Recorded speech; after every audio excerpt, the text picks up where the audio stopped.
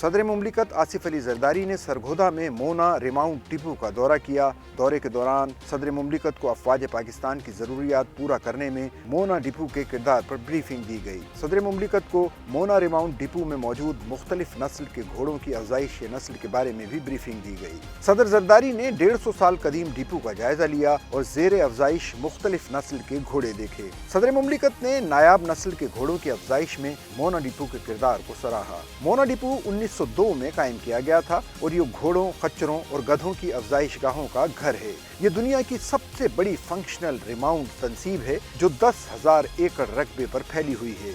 Mona depot में 1902 में घोड़ों की अफजाइश शुरू की। ये डिपो खच्चरों की अफजाइश नस्ल के लिए 1906 में कायम की गई। मोना डिपो का नाम मकामी सैयद गांव मोना सैयदा से अपनाया गया।